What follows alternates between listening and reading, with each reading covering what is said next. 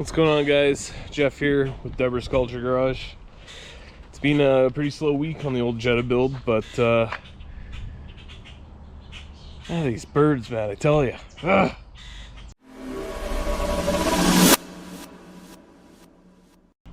So like I said, it's been a pretty slow week on the Jetta build. It's wrapped up under the car cover, and I've got another project to do, and it involves this thing. So I'll show you what I'm working with here. Well, I'll give you a little bit of the backstory. I'll get into the car here.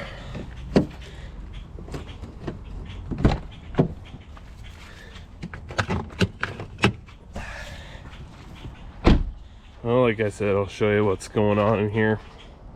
A couple weeks ago, I went to go pass someone on the highway in the wife's car, and well, they were kind of doing something stupid on the highway. They were pulling off of a road that they weren't wanting to turn down, so they started turning off the highway, went to go make the turn, stopped halfway through the turn, pulled back out on the highway as I was slowing down behind them because I was anticipating them doing something stupid. They started to pull back onto the highway. Well, then they see me coming up behind them, so then they pulled off to the side of the highway. And then at that point is when I went to go past them. The wife's car has had timing chain issues for, I don't know, a couple years now. It's been whining, it's been humming, but she drives it like a grandma, so you know, we've been able to deal with it for a couple years. But needless to say, the timing chains let go when I went to go past them. I slammed my foot to the floor and it dropped a gear, revved up, and went bonk. And dead on the side of the road. Kind of embarrassing because I was passing the person and then they ended up passing me. So, but it is what it is. I immediately thought that I blew up the motor. Had kind of an inkling that it was an interference motor, so the pistons would come up and slap the valves. But I had a good buddy of mine that came over and has a bore scope, so we pulled the plugs, bore scoped it all. Didn't see any damage on the pistons, on the top of the pistons. Didn't see any damage on the valves. No nicks, no clean shiny spots or anything. All the valves were nice and straight. The ones that were seated up into the head were nice and straight. So I figured I got lucky. But did a little bit of research. Apparently in March of 2013, March of 2013, BMW corrected the interference problem with these motors, but they didn't correct the major issue that they knew what was causing this problem, which was the timing chains and guides. Well, this car was made in January of 2014, which was huge. So 9 months later, or 9 months earlier, I would have had to get a new motor. Thankfully, it's not touching anything and I don't have to do a new motor. All I have to do is chains and guides.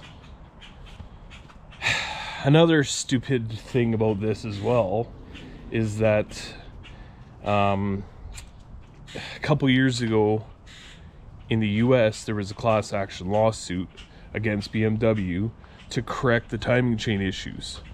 Well, BMW lost. They had to warranty the timing chain and guides, and they extended the warranty to 70,000 miles or 7 years. But it didn't come up into Canada. So any Canadian with a BMW with an N20 motor that had these issues got the shaft. Just like me and the wife, we got the shaft. So this is what I get to deal with.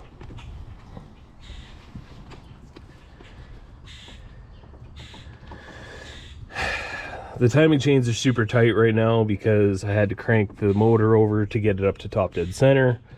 But yeah, these things were slopped right out. This chain, I could literally put damn near 2 fingers between the guide and the chain. That's how loose it was. So I have an inkling that way down there, down on the main where the crank is where it let go. Is where basically this guide let go. So you can tell how sloppy that is. They're cooked. But, so yeah, this is what I get to deal with. These engineers at BMW are insane. Insane. All from just the valve covers to like high pressure direct port injection fuel, to this vacuum pump back here that runs off the camshaft that you got maybe a 1/2 inch to get. Which ones were they? These ones.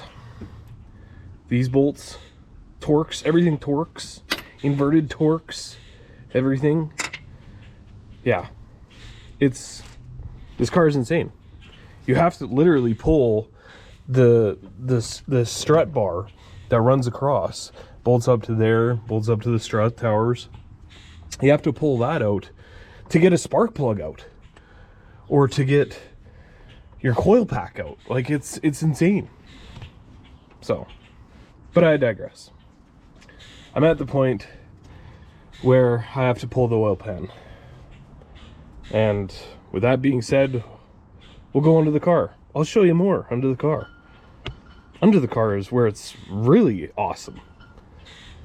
So, I'm going to switch my phone because my phone has a better lens to be able to check things out. All right, my good little companion here, my dog Nala, purebred basset or bloodhound. She's 9 years old. Yeah, she's gonna hang out with me. So let's get under the car and check it out.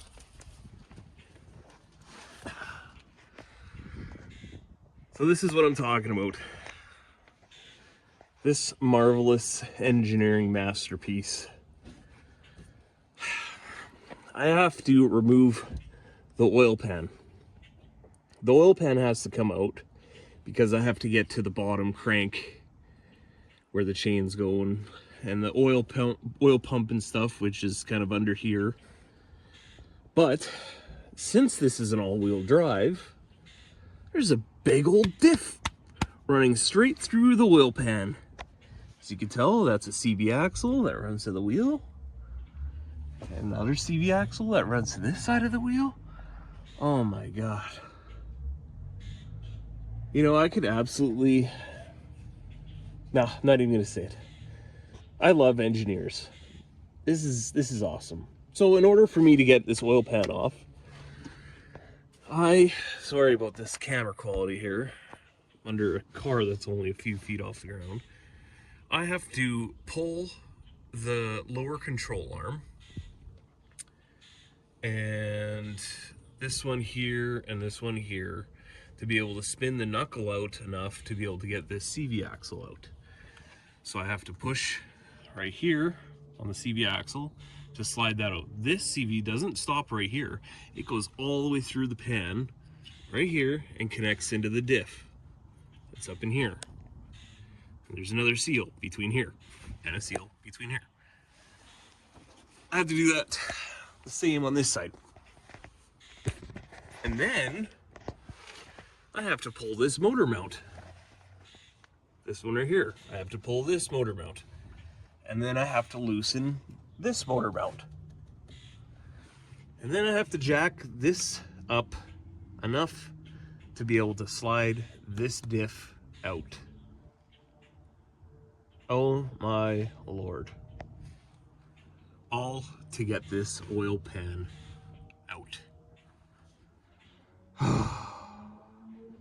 What I originally thought was going to be 10 to 15 hour job just turned into 20 to 25 hours. So it is what it is. The Jetta is going to have to be put on hold for a little while until I can get as much of this car done as possible. I need to get that diff and CVs removed. I need to get this timing chain out. And this timing chain isn't cheap. It's not a $400 or $500 timing chain. It's $1,100 Canadian. Like, gross. Anywho, I'm annoyed. I was making really good progress on the car, on the Jetta, and now I basically have to spend a good chunk of my budget on getting this thing back on the road.